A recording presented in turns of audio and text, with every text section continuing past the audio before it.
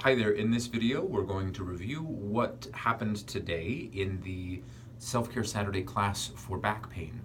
So we wanted to talk a little bit about principles first about anatomy, principles of how we move, principles of kinesiology, and then get into a review of the practice of what we did in the class today for you to kind of have to move through it and also then to see for future classes.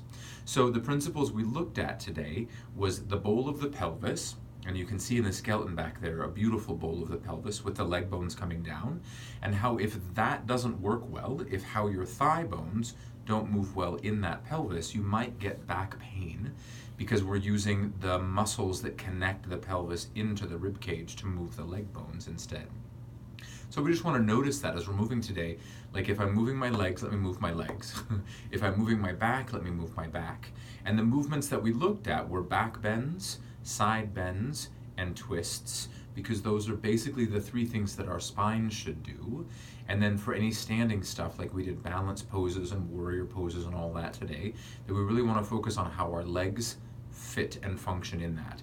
And the better the legs move in the pelvis, the better our backs feel because they're not trying to do leg movement. And the better that we do our back bends, side bends, and twists with our back, the better our legs will actually feel. So a couple people in class today noticed that by the end, they actually had more hip mobility that felt better, and their backs felt more relieved when they were doing what their body needed them to do. So we first started on the floor close to a wall. So I'm going to head back over and we'll go through the movements we did, okay?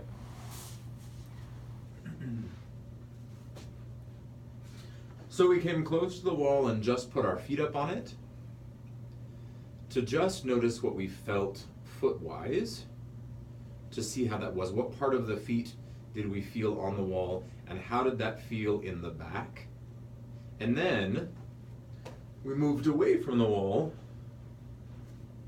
and set our feet square against it and noticed what happened in the knees, the ankles, the feet, all of that. To just notice how we breathed as well. And then from there, we went into bridge pose. So we brought fingers to the pubic bone, the front of the pelvis that you'll see right up there on the skeleton, to notice that as I lift up and down into bridge pose, do I tilt there at all? So that tilt would be here. So do you see how my pelvis rocks as I lift up? And then how as I come back down, it rocks back. So how can I lift into bridge pose, and maybe it's smaller, before I do that rocking motion? However, sometimes we start with it, right? So then what happens? How do I lift into bridge if I don't start with that roll? And then, because that's to train the legs, right? And then as I lift into bridge and actually roll up, and then let myself roll each of those spine segments, spinal areas down, that becomes more of a back exercise and less about my legs.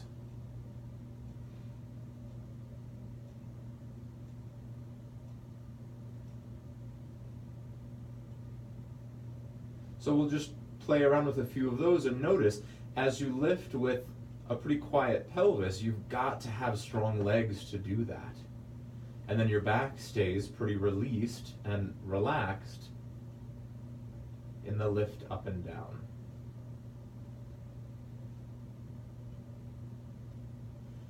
The height doesn't matter, really.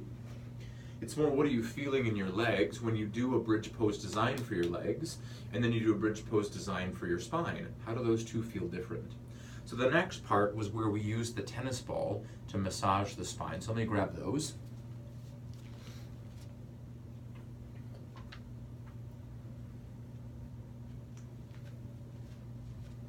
And then what we do is bring these to the two sides of the spine, and you start down low. So on the skeleton here, you're going to start back behind the pelvic area, and you'll take these all the way up the back of the spine. So as they come in, notice that as I start low, my pelvis can't be on the floor. So I'm just going to hang out there and notice how tight or relaxed that is. And on me, it's pretty tight. Ow. And then from there, start to move up the spine. So now that I'm not on the sacrum, my pelvis can come to the floor. I'm in the lumbar area. So you can see that on the skeleton, the part of the spine that doesn't have ribs attached to it and that's above the bowl of the pelvis, that's your lumbar. And then as you start to get closer to those bottom ribs, it'll get a little bit more tender, perhaps. At least on me it does. And then from there, into the actual rib cage. Whoo, doggies. That is uncomfortable. And as soon as you start to get to the ribs, then the hands can come up and maybe we start moving the arms. You can take them all the way overhead, but what happens at those tennis ball areas as your hands move? So you get to feel, how your back muscles are working when your arms are moving. Because you have to use muscles of your back to move your arms. That's just what happens. And then from there you lift up and slide them up a little bit higher. Notice how high you've got to come in bridge to get these there. Oh. Oh. Ow. Whew. From this point, I'm going to roll over, move them a little higher up, and then roll back onto them. So now we're almost between my shoulder blades. And as we get higher, my chest is going to get higher up in the air, and my head's not going to have as much support, so I might use a block or a blanket behind my head if it gets really uncomfortable. So now I know that my shoulder blades are a little sticky. So even if my arms can move, there's a lot of pressure on those tennis balls and it might be really uncomfortable. So you don't have to stay here, you can just skip past, right? I got about one more stop.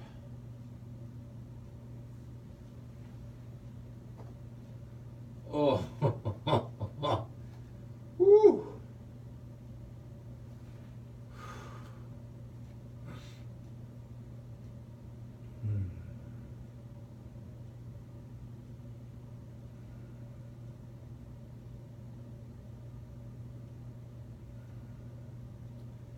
Nice. So we'll set those to the side and pause for a second as we stand. And the point now is to just notice what's different from maybe when you started the video. So how do you feel back-wise? How do you feel hip-wise? And then from there, we just did a reach out to the sides. We added a little bit of a back bend, so let me turn to the side for that. So my chest lifts up, and then we came back down. So we lifted out to the side, and then up in the sternum, back and down. And we talked about in class a little bit, can you take these bottom ribs and hold those kind of in place and lift the sternum up? It's almost like you're creating more space between each of these areas is what you're looking to feel, as opposed to taking the whole rib cage, let me turn to the side here, and lifting that up. So if I lift my entire rib cage up, I'm moving from back here, low, versus if I hold those low ribs a little bit, and then I'm not getting grippy about it, I'm just softly placing my hands there, and the chest comes up. Then I'll feel more of a stretch across this area, and much more work in the middle of my upper back. And that's kind of what we're looking for there. And then from there we came back, shifted, and let ourselves around. So maybe try that a few times. Then we come back up, lift up, and then as we shift, we'll tip, and then at a certain point, then we let the rib cage sink, and we round the low back. And then come back up.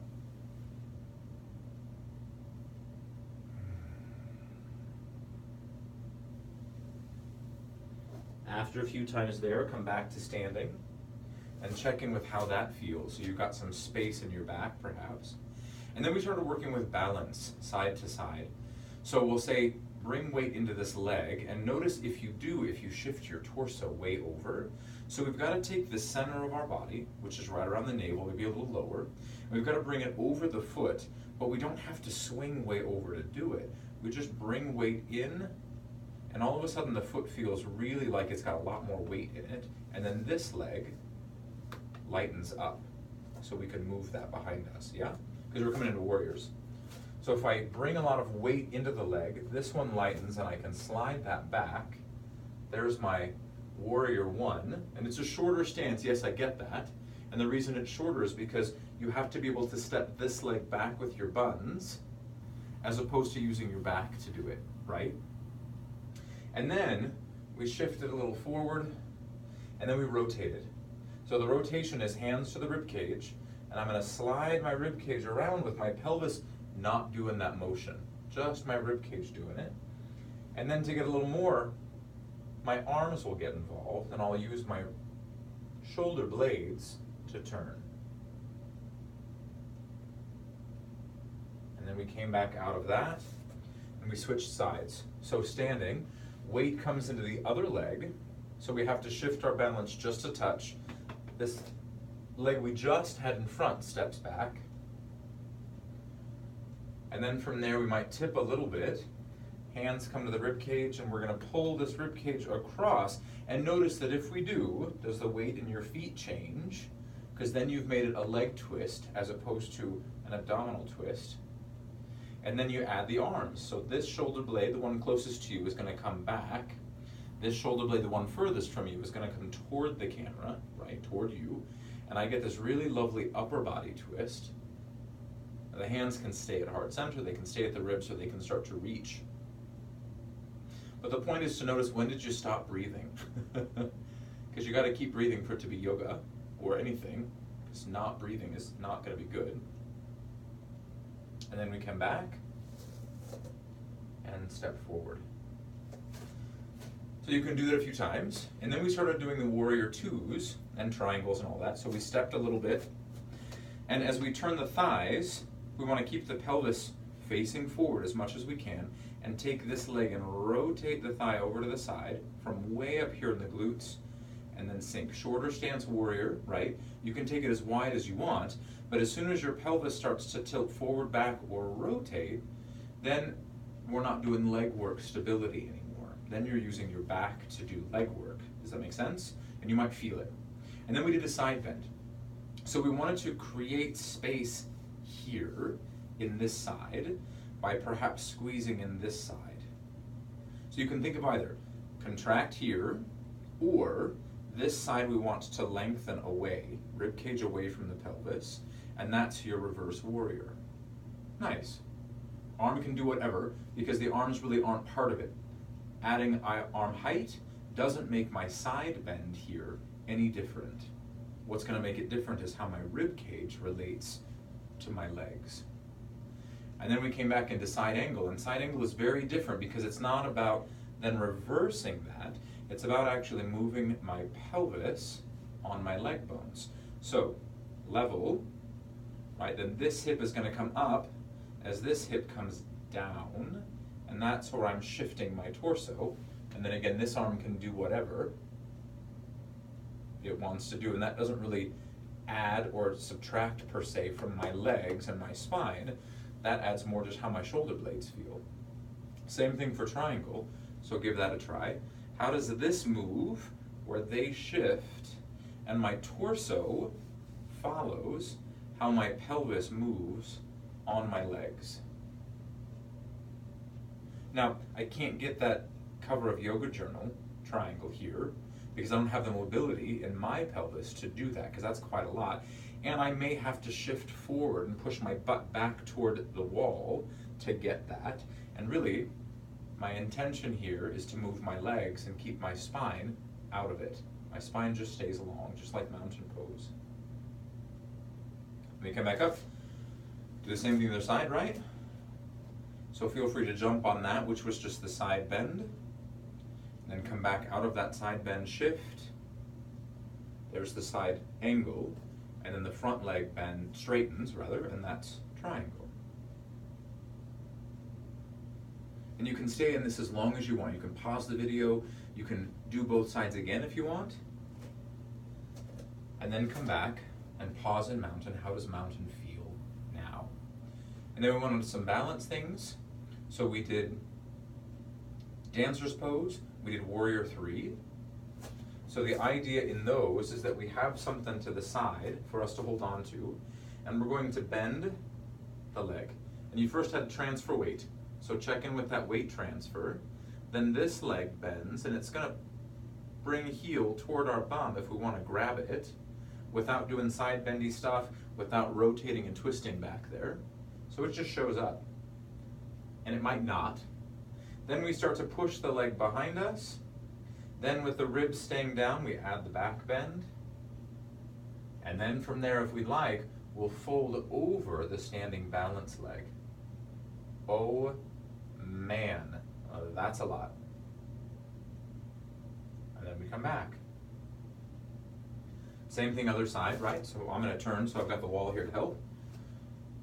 We bend, we reach, we press, we back bend, and then we tip. I've got a nice little wall back behind me, so I can't go much further. But you get to go as far as you want, as long as you're breathing and it feels good stability-wise. And you come back up. So pause again in between those. And then we did warrior 3. So in warrior 3, we want to stay connected from the head down to the foot that's moving, and move those as one solid unit over the balancing leg. So all we do is start to tip forward as the leg kicks back. And as soon as you feel the torso start moving more than the leg, then you know you've gotten to a point where you need to stop. So what would that look like? My torso's coming forward, right? My leg's not. When they move together as a unit then, my heel lifts as my torso slides forward. And that's about it right there. I could come further, but then I'm gonna get really wobbly, and my leg's not gonna move at the same pace. I'm gonna make it happen. So just play with that. When does your pelvis start to shift as well? And that's a good sign. Maybe you went too far. So check it out again on this side. As my leg lifts, my head glides forward. And there's a barrier. And then we just come back and notice. You might take as long coming back up as you took to get into the pose, but that's totally your choice, yeah? And then we decided to come down to work some of our back stuff and some of our twists. So let me grab a pillow for that. Sometimes sitting on the floor just isn't super comfy for the legs. So you can have the legs long, you can have the legs bent. But we want to notice in this instant the same movements of the twist and the side bend, but now we've got that tactile awareness of our hips and how they are wherever we're sitting, on the floor, on a pillow, on a chair. So we want to rotate, and as we rotate, the weight in your sit bones doesn't change. So you're moving your rib cage, and then you can add the arms. So this arm here is going to pull back behind you in the direction you're twisting. This shoulder is going to pull around in front, and then your hands will land. So check in. Did your fingers get grippy as they start pulling really tightly? Because they're not doing anything. They're just hanging out. And what you're doing is working through your middle. And then when you're ready, pause and come back out of that, or come back out and pause rather. And notice how that feels on your back, on your hips. And then if you're cross-legged, you might switch the cross, which is going to feel super weird, wonky, licious. Go the other way. You can have hands at heart center as well. So you really want to feel how your spine, being your sternum, moves a little bit more than your navel, perhaps, although your navel is still moving. And then the arms So the shoulder of the side you're moving is going to pull back toward your spine. This shoulder is going to wrap around a little bit, and your hands land. Now it's interesting here to notice, are you holding your breath as well? Because then if you're holding your breath, then you've stopped up all this stuff in the middle. And so the point is, where can you come back out where your breath shows up? So I don't want you to start breathing again there. There's something that happened in this that stopped you from breathing. So just notice that and then come back. You can switch the cross again if you'd like, and we side bend. So like we said in the twist, did the weight in your pelvis change? Are you putting a lot more weight on this sit bone to then reach over and get there? And what would it look like to not do that? Where you feel this side bring ribs toward hips, and this side bring the rib cage away from the hips. And then you can add the arms, but they're not doing the major action. Your blades are nice and free here to just be, and then come back and go to the other side. And notice what you feel. Yes, I can get much bigger in this pose if I sink into that hip, but then it becomes my pelvis doing it, not my back. And so my legs are doing a spinal action in that. Versus here, my spine is doing a spinal action in that. And yes, it's a lot smaller. And sometimes that can be frustrating. But in the same instant, my back feels much better and my legs actually feel really relaxed, heavy, and solid.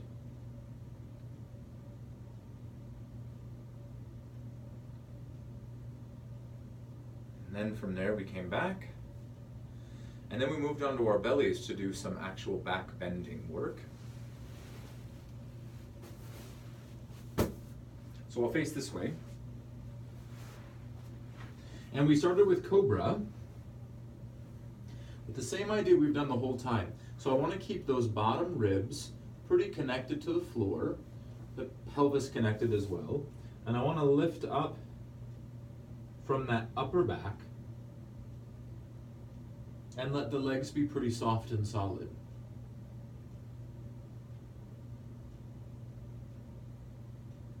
So soft meaning that my legs aren't gripping, my butt cheeks aren't gripping, and my knees aren't lifted off the floor. Unless I want them to, right? Which were the next poses. So I could come back down from Cobra, lift back up again, and then bow pose, I would bend the knees, reach for the legs, and then from there, I have to use my butt to take my thighs off the floor, not my back. Because if my thighs lift, that's legs, and I want my legs to do that work, not my low back area. So that's probably it for my bow pose here, but woo howdy, can I feel that? And then we relax that. And then we did locust, which I think is actually much harder. So we kept the rib cage pretty solid and connected, still creating space between the ribs perhaps.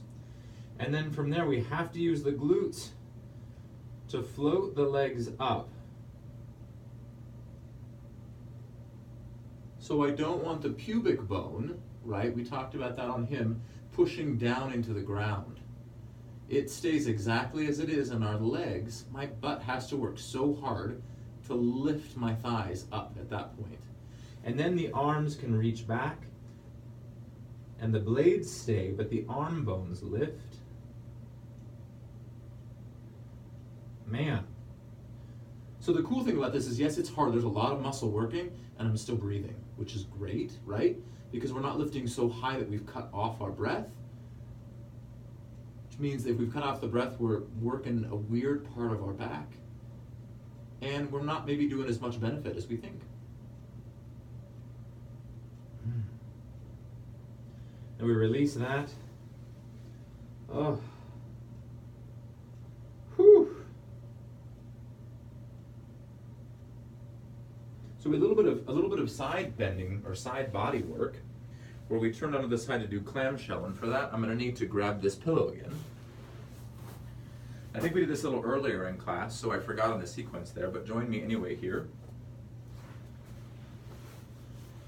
So we've got the head supported, and we want to lift this thigh up by not pushing this one down, or by not squeezing in the ribs or the shoulder. That we're thinking about these hip muscles lifting up the thigh.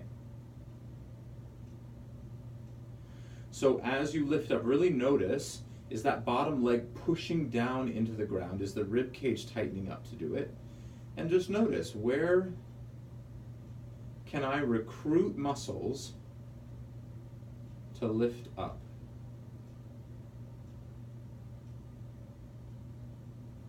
And then we added a woo howdy of a twist here, yeah? So you can switch sides, or you can follow me in this. I'm gonna come a little bit toward the camera, because what we did is we came back onto the belly,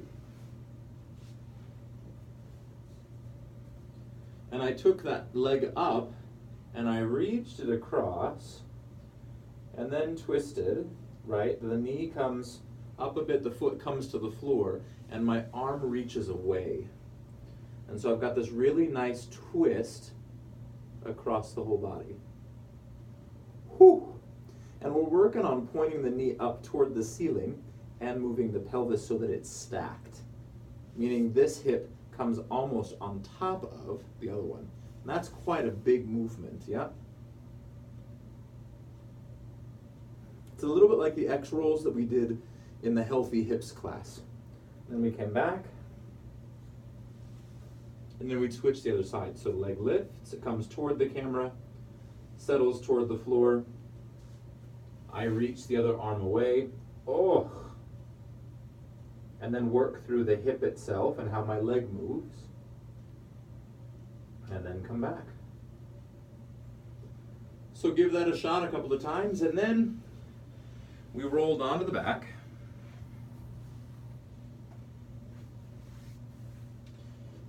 And we drew a leg in, and then we twist it, but we want to do just the leg first, the component piece. My thigh moves, so check this, my pelvis is still down. And then I let the pelvis lift me up, rather than push my shoulder down into the ground to get that grip. Let the hip move across, and as soon as this shoulder wants to come up to help me, then I need to stop. So I'm getting this really lovely twist across the back. And again, I know I can go further, but for me to get further, I'm not using my leg, I'm not using my rib cage, my belly, I'm actually using my shoulders to push me more into that posture. So that's actually now an upper body exercise that I'm not looking for here. I'm looking just to see what can my legs do, and how can my back be soft and supple. And then I come back. Let the leg slide down. So let me bring that toward the camera, right? So we lifted. I'm going to reach across and draw the leg just across the body. So my knee is now about above my navel. And then I start to rotate just before my shoulder comes up off the floor.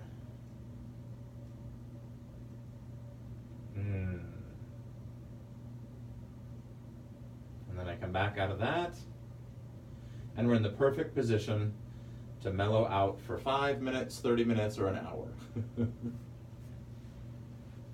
So feel free